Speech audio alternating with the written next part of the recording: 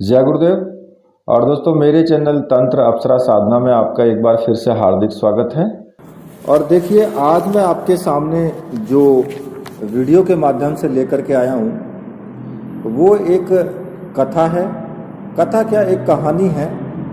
और कहानी भी किसी और की नहीं, बहुत अच्छी कहानी है ये जो मैं आपको बताने जा रहा हूँ। तो मैं आपसे एक रिक्वेस्ट ज़रूर करूंगा कि वीडियो को पूरा देखना, स्किप मत करना बिल्कुल भी, या बीच में छोड़ना मत। हालांकि छोड़ने वाले छोड़ करके चले जाएंगे, उसकी कोई बात नहीं है, लेकिन जिनको थोड़ा आध्यात्मिक जगत से प्रेम है वो वीडियो को ज़रूर पूरा ही देखते हैं। और बहुत ही रोचक कथा है ये, और सच्चाई है, संपूर्ण रूप से सच्चाई है ये। देखिए, मैं कभी भी जो वीडियो बनाता हूँ या जिस किसी भी बात के बारे में आपको मैं बताता हूँ, कोई साधना भी दूंगा या वीडियो बनाऊंगा या कोई अनुभव बताऊंगा, तो वो कहीं ना कहीं मुझसे टच में होते हैं वो चीज़ें। अनुभव या तो मैं अपने दूंगा या फिर किसी अपने जो मेरे व्यूअर हैं या जो मुझसे टच में हैं उनके मैं आपको अनुभव बताऊंगा। ऐसे ही उठा करके हवाबाजी में नहीं करता हूँ। दूसरा, किसी भी कहानी को बताऊंगा तो कहीं ना कहीं उससे मेरा लगाव है या फिर वो कहानी मेरे टच में है। और दूसरा, कोई साधना बताऊंगा तो साधना में भी वही चीज़ है मेरी कि भाई कहीं ना कहीं मैं उसको नाप तोल करके देख लेता हूँ, तब उसके बाद ही मैं उसको बताता हूँ। ये मैं आपको सच्चाई के साथ बता रहा हूँ, इसमें कोई झूठ नहीं है। हालांकि मुझे ये कहने की ज़रूरत भी नहीं है। अगर मैं झूठ ही बोलता तो मुझे ये बात कहने की ज़रूरत नहीं है चैनल पर। लेकिन फिर भी जो मैं ये आपको कथा बता रहा हूँ, ये उत्तराखंड में, पूरे उत्तराखंड में पूजे जाते हैं, और ये सच्ची घटना है। और इस घटना का कहीं ना कहीं कोई ना कोई संबंध, कैसा भी, अब आप समझदार हैं, आप समझ जाइए बस, ठीक है। ज़्यादा नहीं कहूँगा मैं, क्योंकि मैं उस चीज़ को ओपन नहीं कर सकता हूँ। अब रही मेरी बात, देखिए, गुरुदेव की मेरे ऊपर, मैं इस मानता हूँ कि इतनी बड़ी उनकी मेरे ऊपर कृपा है कि वो चाहें तो कई कई जन्मों का दिखा देते हैं। तो गुरुदेव ने, अब मैं जो आपको कहानी सुनाऊंगा, इस कहानी में कुछ लोग ये भी कह सकते हैं कि ये सब झूठ है, ढकोसला है, ड्रामा है। क्यों? क्योंकि जब गुरुदेव ने मुझसे बताना शुरू किया तो फिर मैंने भी गुरुदेव को ये बात बोल दी कि मैंने कहा, गुरुदेव क्यों हवा में फेंक रहे हो तुम? मैंने कहा, क्यों मेरा पागल बना रहे हो हिंदी में? तो गुरुदेव कहने लगे, मान या मत मान तू, बाकी जो सच है वो सच है। अब मैंने कहा, यार ये भी बात सही है। तो भाई, जब मैं ही ऐसा कह सकता हूँ तो आप तो मुझसे भी ज़्यादा नीचे में हो। तो फिर आप, कुछ लोग तो ऐसे हैं जो हवा में यही कहेंगे कि पेले जा रहे हैं बस, और कुछ लोग हैं जो समझदार हैं, तो खैर उनकी बात अलग है। खैर, मैं इस चीज़ को नहीं कहूँगा कि ये कहानी कैसे है, क्या नहीं है, क्या नहीं है, लेकिन मैं आपको ये कथा मैं आपको बताऊँगा। और हो सकता है कि इसकी 2 या 3 वीडियो भी हो सकती हैं, पार्ट भी हो सकते हैं इसके। अगर ज़्यादा लंबी वीडियो हुई तो मैं इसके पार्ट कर दूँगा, कि एक पार्ट 1, पार्ट 2, पार्ट 3, इस तरीके से जो भी इसके पार्ट होंगे। लेकिन आप इसको ध्यान से सुनना, ये बहुत ही आपके लिए ज़रूरी भी है और बहुत रोचक भी है ये। देखिए, जो उत्तराखंड है वो हिमालय की श्रेणियों में लाखों देवी देवताओं का निवास स्थान है वहाँ पर, और उन सभी देवी देवताओं की अपनी एक परंपरागत बहुत सी कथाएं भी हैं, ठीक है। और देवभूमि कहा जाता है उत्तराखंड को। इसका इतिहास भी बहुत रोचक है, ठीक है। तो यहाँ पर एक ऐसे ही देवता हुए हैं जिनका नाम है गंगनाथ जी, जिनकी पूजा पूरे उत्तराखंड में की जाती है और बड़ी श्रद्धा से की जाती है। ये सुख, समृद्धि और न्याय के देवता हैं वहाँ पर, और बहुत पूरे उत्तराखंड में बहुत ज़्यादा पूजा जाते हैं। और जो उत्तराखंड के मेरे व्यूअर होंगे वो सुन भी रहे होंगे, उनको पता होगा ये सब। और सुना क्यों रहा हूँ मैं इस चीज़ को? क्योंकि मैंने तंत्र मंत्र का चैनल है, लेकिन एक मैं कथा इसके अंदर बीच में एक वीडियो दे रहा हूँ। तो मैं इसको सुना क्यों रहा हूँ? क्योंकि कहीं ना कहीं मुझे इससे लगाव समझिए, या फिर कोई ना कोई किसी ना किसी तरह का यहाँ पर इस एक तरीके से टच समझिए। अब ज़्यादा उस बात को विस्तृत रूप में मैं नहीं बोल सकता हूँ। तो देखिए, ये जो वास्तवता में है, जो गंगनाथ जी हैं, इनकी कथा जो ज़्यादा पुराने समय की नहीं है। ये उस समय की बात है जब दिल्ली के शासक औरंगजेब थे। 1700 ईस्वी के आसपास की ये घटना है, ठीक है। तो उस समय क्या हुआ था, उस समय मुस्लिम धर्म का प्रभाव कुछ ज़्यादा हो गया था और कुछ हिंदू अपने धर्म की रक्षा के लिए हिंदुस्तान के दूर दूर के प्रांतों में, छोटे छोटे राज्यों में जाकर के शरण ले रहे थे। उस समय उत्तराखंड का जो जिला है अल्मोड़ा, वो एक राज्य हुआ करता था उस टाइम पर, जिसका जो कार्य क्षेत्र था वो बहुत दूर तक फैला हुआ था। और उस समय अल्मोड़ा के राजा जो थे वो चंद वंश के राजा थे और चंद उनका नाम था, ठीक है। वो राज्य करते थे और उन्होंने बहुत से मंदिरों का निर्माण भी कराया। तो एक बार राजा जो चंद थे, उनके पुत्र की तबीयत बहुत खराब हो गई और वो हमेशा बिस्तर पर ही पड़े रहते थे। अब उसकी इस दशा को देख करके राजा चंद और उनकी जो पत्नी थी वो दोनों चिंता में रहते थे। तो उसी समय एक जोशी ब्राह्मण थे जो अल्मोड़ा पहुंचे। वो अपने धर्म की रक्षा के लिए अपनी जन्मभूमि से दूर अपनी पुत्री को लेकर के, जो उनकी पुत्री थी, पुत्री का नाम था भाना, उसको लेकर के अल्मोड़ा पहुंचे थे वो अपने धर्म की रक्षा के लिए। क्योंकि उस वक्त क्या हो रहा था कि औरंगजेब के शासन काल में ज़्यादातर हिंदुओं को मुस्लिम बनाया जा रहा था और जो हिंदू लड़कियां थी उनका विवाह मुस्लिम लड़कों के साथ कराया जा रहा था। तो इसलिए वो अपनी पुत्री को लेकर के अल्मोड़ा के जिले में, अल्मोड़ा में मतलब उस राज्य में चले गए। अब यहाँ पर एक प्रसंग आता है कि कुछ इतिहासकारों ने क्या किया है कि जो भाना है, जो जोशी जी की बेटी है, उसको उन्होंने पत्नी बता दिया यहाँ पर, और ये गलत है। ये इस चीज को मैं दावे के साथ कह सकता हूं कि जोशी जी की ये बेटी थी भाना, ये पत्नी नहीं थी। जो भी इतिहासकारों ने इसमें दिया है, जिसने भी ये कहा है, वो बिल्कुल एकदम गलत कहा है। क्योंकि जो मैं उस चीज को सच बताऊंगा जो मेरे गुरुदेव मुझे बताएंगे, ठीक है, उस चीज को मैं सच मानता हूं। और मेरे गुरुदेव जो बताते हैं वो सच के सिवा झूठ तो बोलते, झूठ का तो खैर मतलब ही नहीं है। जो गुरुदेव ने बता दिया वो पत्थर की लकीर है, बिल्कुल एकदम सच। और जो मुझे गुरुदेव ने बताया वही मैं तुम्हें बता रहा हूं। ये पुत्री थी उनकी, ठीक है। तो मैं अब आगे आपको इसकी कथा में आपको आगे सुनाता हूं। तो जोशी जी को जो आयुर्वेद का बहुत अच्छा ज्ञान था। जब जोशी जी ने राजा के पुत्र की बीमारी की खबर सुनी तो वो राजा के पास गए और पुत्र का उपचार करने को कहा उन्होंने। राजा ने अपने सभी जो भी वैद्य थे, औषधि का प्रयोग करके देख चुके थे वो, और कोई फायदा उनको नजर नहीं आ रहा था। तो जोशी जी की जो बात जोशी जी ने कही तो उन्हें थोड़ी आशा की किरण नजर आई और उन्होंने जो अपने पुत्र के उपचार की आज्ञा दे दी। अब जोशी जी ने 3 महीने तक उनके पुत्र का उपचार किया। तो धीरे धीरे राजकुमार ठीक होने लगे और बहुत जल्द वो अपने पैरों पर खड़े हो गए। यह देखकर राजा चंद ने और महारानी ने उसको देख करके बहुत खुश हुए और उन्होंने जोशी जी को अपने राज्य में ही रहने की विनती की। और ये विनती नहीं की, उन्होंने कहा, जो राजा चंद थे उन्होंने अपने राज्य में मंत्री का एक पद दे दिया उन्हें, और पूरे राज्य में पूजा पाठ का काम देखने के लिए और करने के लिए उसकी पूरी जिम्मेदारी दे दी। अब तो राजा जोशी जी जो मतलब राजा जोशी जी से राजकाज के जो काम थे उनमें भी जो है वो सलाह लेने लगे, ठीक है। तो एक दिन क्या होता है, एक दिन राजा ने जोशी जी से कहा कि आप इतने दूर से आए हो, पर आपने ये जो दूरी में बीच में जो पड़ने वाले खतरनाक जंगल हैं, जंगली जानवर हैं, उनसे अपनी रक्षा कैसे की, आप कैसे आए पहुंचे यहाँ तक।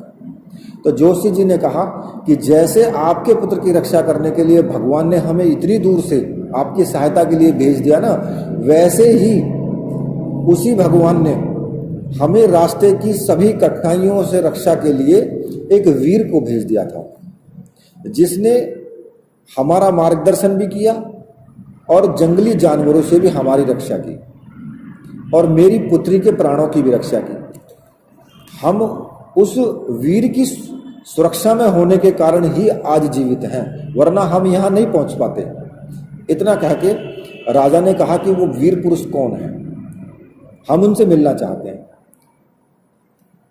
और हम उनका भी धन्यवाद करना चाहते हैं, क्योंकि आपको यहाँ तक पहुँचाने वाला वो वीर पुरुष है।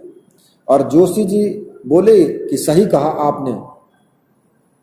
तो जोशी जी ने कहा कि उसका नाम गंगनाथ है और वो हमें जंगल में भटकते समय मिल गया था।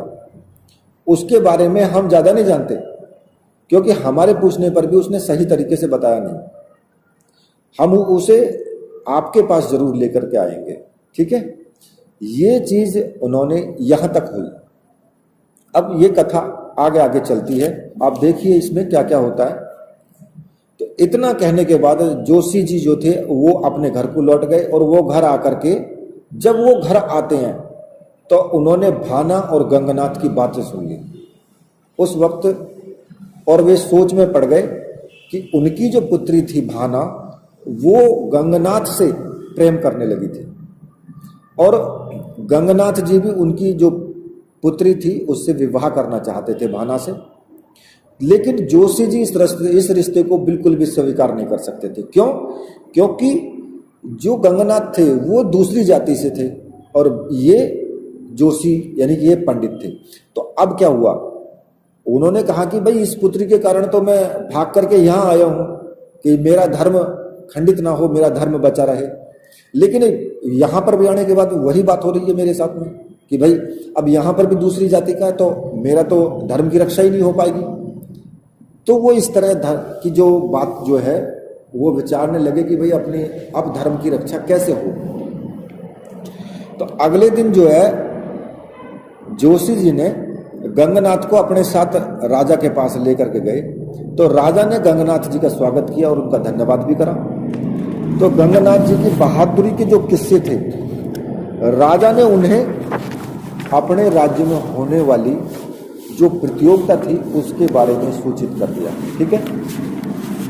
अब क्या था, राजा ने कहा कि हमारे राज्य में कुछ समय के अंतराल में वीरता दिखाने की प्रतियोगिता होती रहती है, जिससे हमारे राज्य में जो बहुत सारे वीर जो हैं वो भाग लेते हैं। और इस प्रतियोगिता में तीरंदाजी, तलवारबाजी, मल्ल युद्ध और शेर से कुश्ती ऐसे खेल होते हैं जो कि प्राणघातक भी हैं।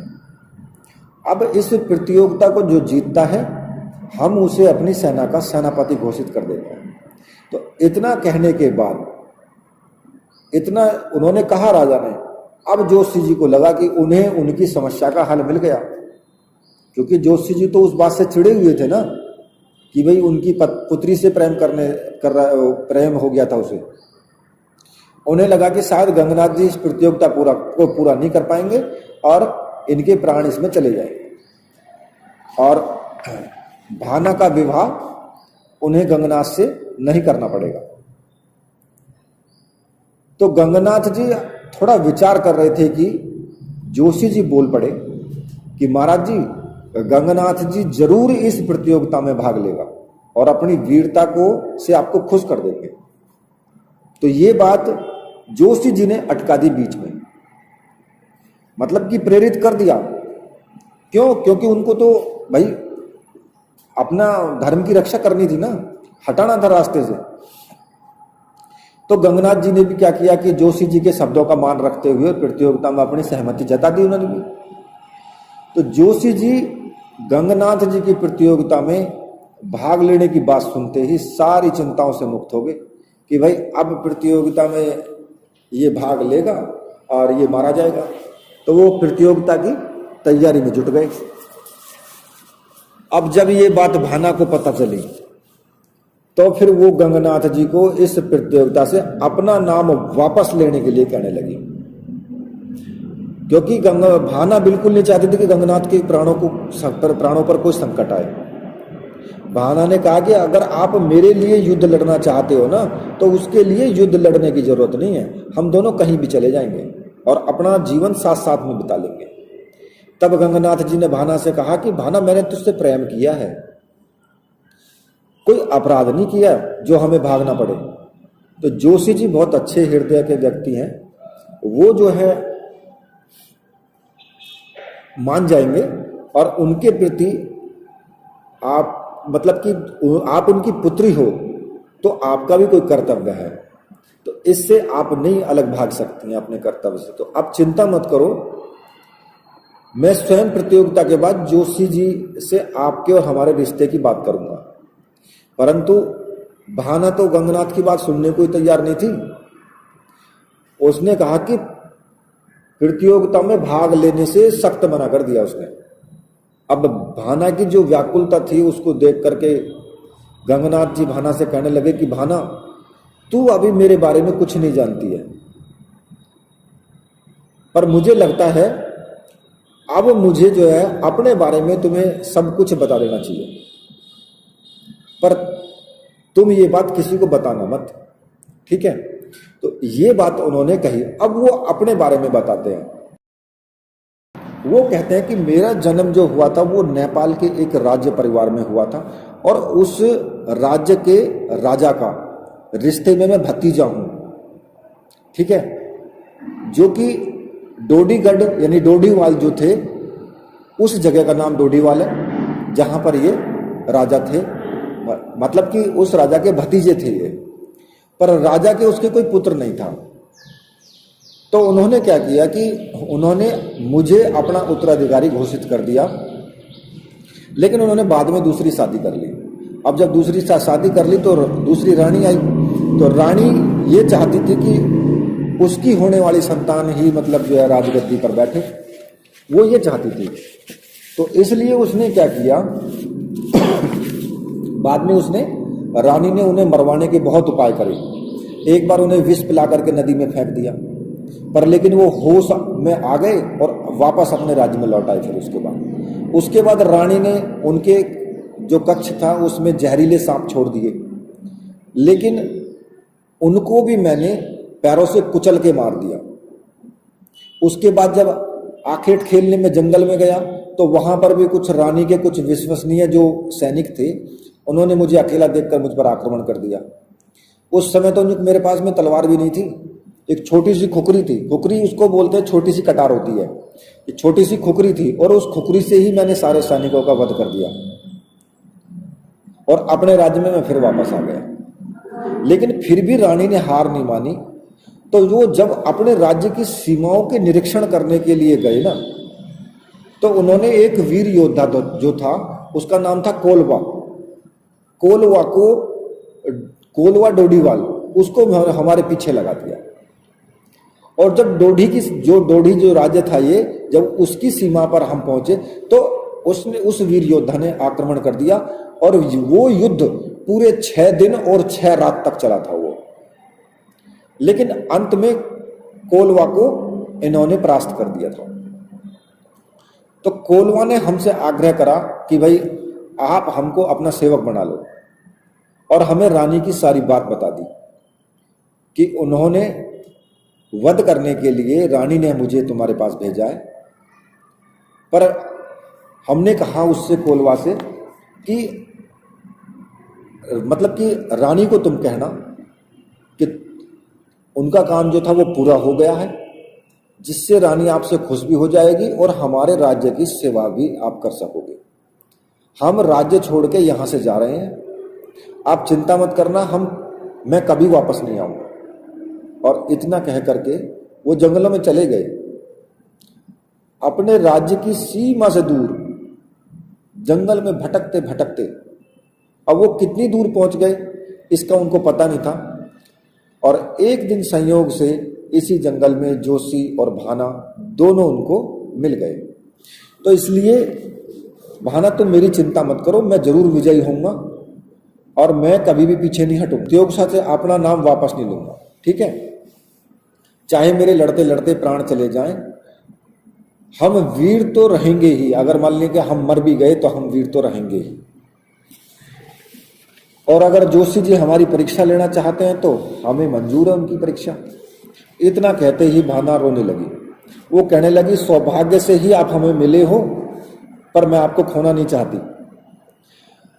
तब गंगानाथ जी ने कहा कि तुमसे मिलने के लिए शायद मैं इन जंगलों में भटक रहा था, मैं भी तुमसे दूर नहीं रह सकता, पर शायद जोशी जी हमें कभी विवाह की अनुमति नहीं देंगे।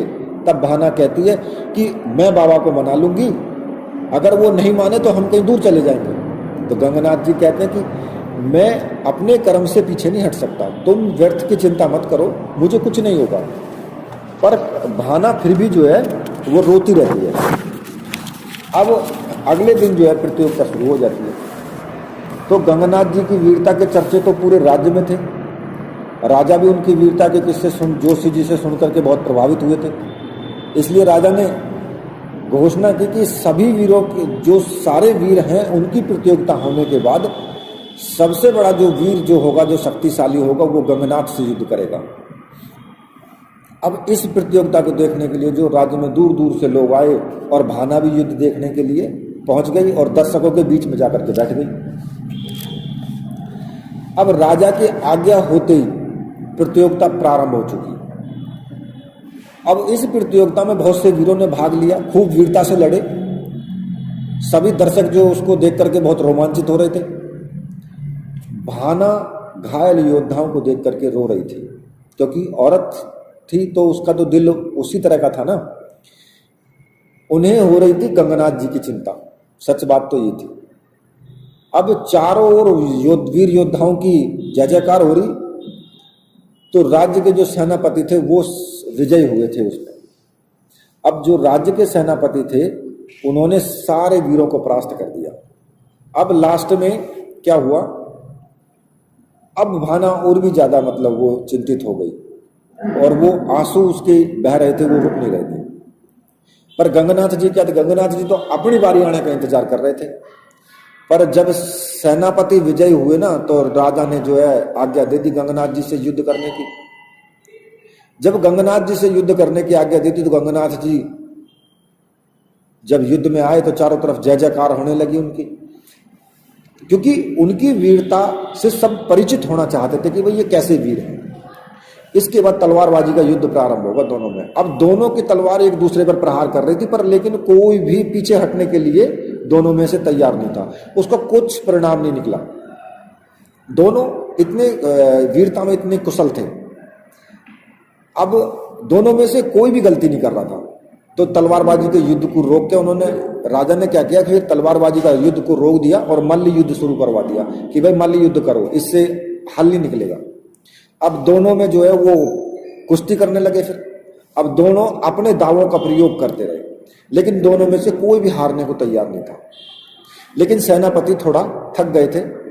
तो अब रात्रि हो गई, तो रात्रि में हो जाने के कारण जो है राजा ने फिर युद्ध को रोक दिया। बोले कि अब प्रतियोगिता जो है अगले दिन होगी। अब अगले दिन सूर्योदय के समय जो फिर प्रतियोगिता स्टार्ट हुई। अब उस प्रतियोगिता में जो सेनापति थे और गंगानाथ जी ने सभी प्रतियोगिता में अपने वीरता का बहुत प्रदर्शन किया। तो दोनों में से एक की जीत देखने के लिए सारे दर्शक तैयार बैठे थे कि भाई मतलब कि एक जीतता कोई भी नजर आ रहा हो। लेकिन भाना की तो व्याकुलता बढ़ रही थी ना, और वो चिंतित भी थी। अब क्या हुआ कि अब प्रतियोगिता अपने लास्ट चरण में पहुंच गई, जब कोई भी हल नहीं निकला। तो इन दोनों में से अब क्या हुआ कि दोनों वीरों को सामना जो है भूखे शेर से होना था। अब जब भूखे शेर से होना था तो बड़े से पिंजरे में एक शेर को लाया गया। शेर की गर्जना की शेर ने, चारों तरफ से एकदम सन्नाटा छा गया। अब किसकी विजय होगी? तो उसमें क्या हुआ कि सबसे पहले सेनापति को मुकाबला करने के लिए राजा ने बोल दिया। तो सेनापति जी शेर के सामने कूद गए। अब सेनापति अनुभवी थे, लेकिन उन्होंने शेर से काफी ज्यादा मतलब युद्ध किया, लेकिन शेर ने उन्हें घायल कर दिया युद्ध में। और सेनापति से राजा ने कहा था कि हम अभी इस युद्ध को यहीं पर रोक दें, आप अगर कहो तो। लेकिन सेनापति ने मना कर दिया। शायद वो वीरता के साथ ही मरना चाहते थे, मतलब कि हार करके जीना नहीं चाहते थे। तो उन्होंने युद्ध रोकने के लिए मना कर दिया। और शेर ने क्या किया, फिर लास्ट में शेर ने उनको मार दिया। अब बात आती है गंगानाथ की। अब गंगानाथ जी ने जो है, राजा ने फिर गंगानाथ जी को आदेश दिया तो इतना करते ही गंगनाथ जी ने शेर के सामने छलांग लगा दी। अब सभी की सांसें थमकी चारों तरफ से कि अभी तो एक मरा है, अब दूसरे का भी नंबर आ गया। लेकिन शेर पहले से भी ज्यादा क्रोधित होकर के और वार पे वार करता रहा। अब गंगनाथ जी अपना बचाव भी कर रहे थे और शेर पर वार भी कर रहे थे, लेकिन वो शेर पूरी ताकत के साथ उनका वध करने के लिए पूर्ण रूप से आतुर था एकदम। अब इससे सभी लोग भयभीत हो गए और भाना तो ये सब देख के इतनी बेचैन हो रही थी कि पता नहीं अब क्या होगा, अगले पल ही क्या होगा। तो गंगनाथ जी ने क्या किया, शेर का क्रोध जो था ना वो बढ़ने लगा, क्योंकि उस गंगनाथ जी ने उस पर जोर से प्रहार कर दिए। वो पूर्ण रूप से उसको खाना चाहता था गंगनाथ को। लेकिन अब क्या हुआ कि जब गंगनाथ जी ने अब शेर के ऊपर पूरी शक्ति के साथ जो है गंगनाथ जी ने छलांग लगा दी और मतलब कि सारी उंगलियां दांतों तले दबा ली। पूरे जो मतलब जनता थी, प्रजा ने दांतों तले उंगलियां दबा ली। तो गंगनाथ जी ने क्या किया कि शेर के दोनों पंजों को अपनी भुजाओं से पकड़ करके और उन्हें चिरे हुए अपने पैरों के नीचे दबा लिया और ताकत से मुकाबला किया और शेर के जबड़े में हाथ दे करके और जबड़े को फाड़ दिया। मतलब कि इतनी ताकत थी कि शेर के जबड़े को फाड़ दिया था और शेर वहीं पर खत्म हो गया। अब तो उनकी जो है जय जयकार होने लगी, गंगनाथ के जो जयकारे गूंजने लगे। तो राजा ने क्या किया, राजा ने गंगनाथ जी को विजेता घोषित कर दिया और उन्हें जो अपने सेनापति का भार सौंप दिया। अब राजन ने सेनापति का भार तो सौंप दिया, लेकिन अब बात तो वहां अटकती है कि वो तो भाना को चाहते थे, तो अब इसमें भी कोई हल नहीं निकला। तो जोशी जी अब और भी परेशान हो गए। तो राजा ने गंगनाथ जी को सेनापति वाले कक्ष में आराम करने को कहा और चले गए। इधर भाना जो थी वो गंगनाथ जी के विजय होने से बहुत खुश थी वो तो, परंतु जोशी जी उतने चिंतित थे क्योंकि उनकी योजना विफल हो गई थी, पर वो हार मानने वाले नहीं थे। तो घर जाकर के जोशी ने भाना को बुलाया और कहा कि देख बेटी, मैं तेरा पिता हूं और तेरा भला ही चाहूंगा और मैं ये चाहता हूं कि तू गंगनाथ को भूल जा। ये शब्द सुनकर के भाना रोने लगी और अपने पिता से विनती करने लगी कि वो उसकी बात नहीं मान सकती, पर जोशी जी मानने को तैयार नहीं थे। बहुत समझाने पर भी जोशी जी की बात मानने को भाना तैयार नहीं हुई। तब जोशी जी ने क्रोध में कहा कि गंगनाथ ब्राह्मण धर्म का नहीं है और तेरा विवाह किसी गैर ब्राह्मण से नहीं हो सकता। ये सुनकर के फिर भाना को गुस्सा आ गया और वो रोती हुई बोली कि बाबा, गंगनाथ जी का साथ तो भगवान ने मेरे साथ बहुत पहले लिख दिया था, इसे कोई नहीं बदल सकता। मैं गंगनाथ जी के बिना जीवित नहीं रह सकती। इतना कह करके रो करके वो अपने कमरे में चली गई। पर जोशी जी हार कहाँ मानने वाले थे। भाना भी गंगनाथ जी के बिना कुछ सोचने को तैयार ही नहीं थी। तो भाना ने सब खाना पीना सब बंद कर दिया। तो जोशी जी अपनी बेटी की ये दशा नहीं देख सकते थे, परंतु गंगनाथ जी को भी वो स्वीकार नहीं कर सकते थे। तो जोशी जी ने विचार किया कि जब तर्क से हल ना निकले तो फिर राजनीति का प्रयोग करना चाहिए। तो अब वो योजना बनानी उन्होंने शुरू कर दी। तो जोशी जी ने भाना के पास गए और उनसे प्यार से कहा कि बेटी, मैं तैयार हूं और तेरा विवाह गंगनाथ से करने के लिए तुझे मेरी एक बात माननी पड़ेगी। तो भाना ये सुनकर के खुशी बोली कि मैं आपकी सारी बात मानूंगी। तब जोशी ने कहा कि हमारी जाति के कुछ लोग यहाँ आने वाले हैं और उनके आने के बाद मैं तुम्हारा विवाह गंगनाथ से पूरी विधि से कर दूंगा, पर तुम गंगनाथ से नहीं मिलोगी और तुम्हारा गंगनाथ से मिलने से हमारी जग हसाई होगी और गंगनाथ को भी ये बात मैं बता दूंगा। तो भाना जोशी जी की बात मान जाती है और जोशी जी ने तो कुछ और ही करने वाले थे। वो तो जोशी जी ने क्या किया, गांव के कुछ नौजवान ताकतवर लोगों को इकट्ठा कर लिया और उनसे कहा।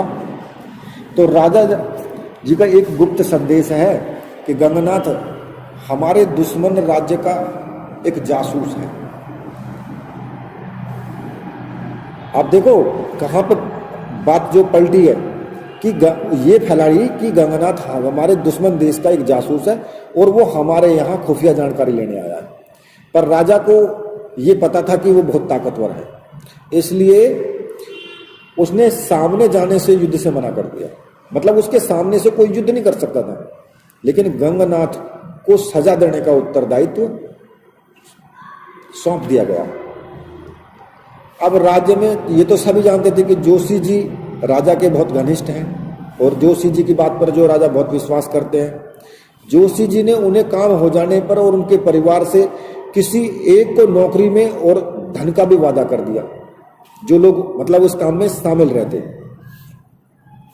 अब सामने से तो कोई वार गंगनाथ जी का सामना कर नहीं सकता था ना, तो लेकिन उनसे अब क्या आता है कि जोशी जी ने एक सूचना भिजवाई गंगनाथ जी के पास में कि रात्रि को जो तुम बाहर वाले कुएं, जो मतलब जो बाहर कुआं था एक, उस पर बुलाया कि बेटी के रिश्ते के बारे में कुछ बात करनी है, इसलिए हो सके तो तुम अकेले ही आना।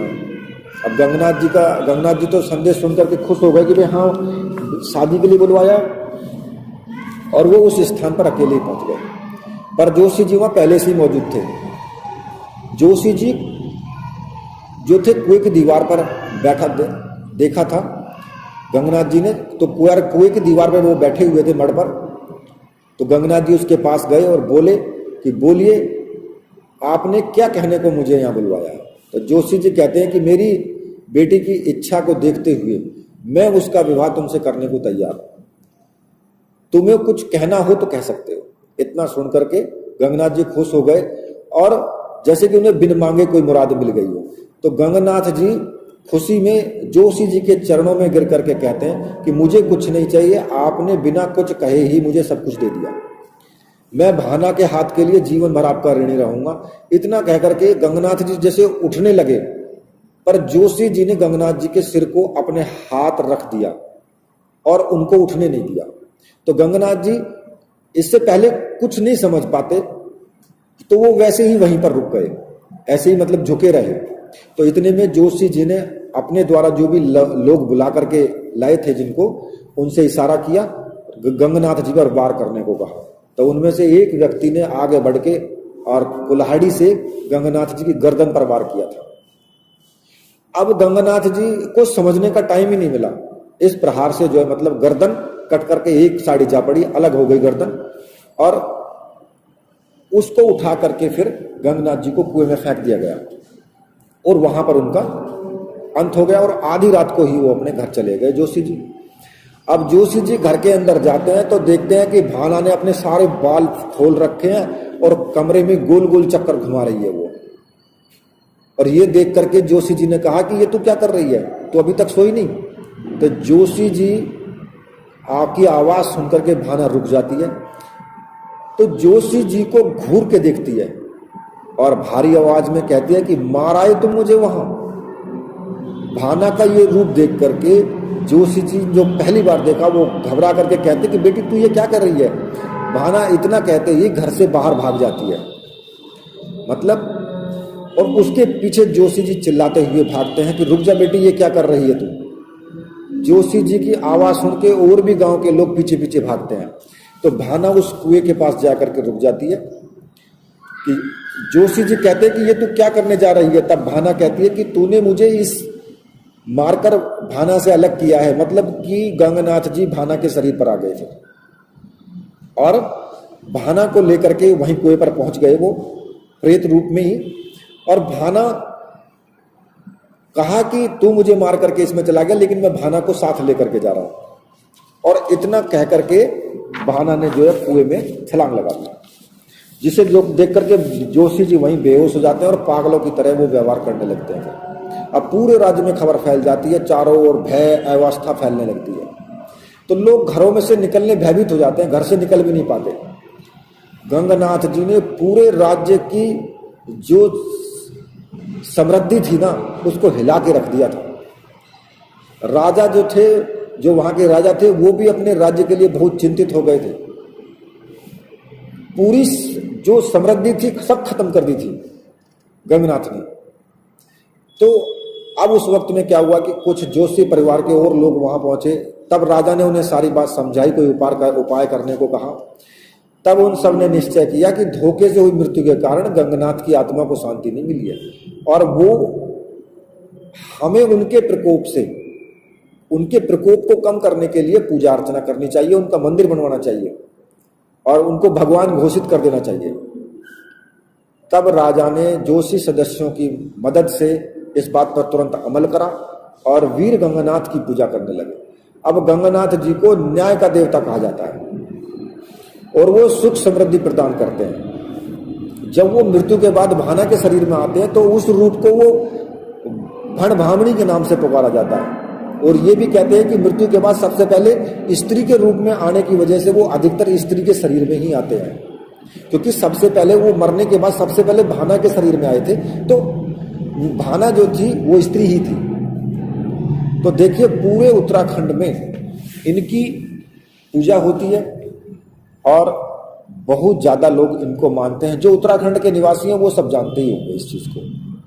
सच्चाई ये है कि ये असली कथा है इनकी, क्योंकि मैंने भी बहुत जगह देखा था। अब मैं क्यों कहता हूं दावे के साथ में कि ये असली कथा है, मुझे पता है सब। मैं अपने गुरुदेव के श्री चरणों में सब कुछ देख चुका हूं, मुझे पता है सब, तो मैं इसलिए बोल रहा हूं। ठीक है, अब आप क्या समझते हो क्या नहीं समझते हो वो बात आप छोड़ दीजिए, और पूरी हकीकत इसकी कि मेरा क्या रिलेशन है मैं बस समझा भी नहीं सकता हूं, आपको बता भी नहीं सकता हूं। आगे इससे आगे कुछ और नहीं बताऊंगा, सिर्फ यही मैं बता दिया, मैंने कहानी आपको बता दी पूरी। बहुत रोचक कथा है, प्रेम कथा है और जन्मों जन्मों की कथा चली आ रही है। ये कोई न्यारी नहीं है, जन्मों जन्मों की चली आ रही है ये कथा, उसके बाद भी हुआ है। ठीक है, खैर जो भी चीजें हैं उसको आगे मैं ज्यादा विस्तृत में नहीं जाऊंगा। तो इसके साथ ये कथा यहाँ पर समाप्त होती है।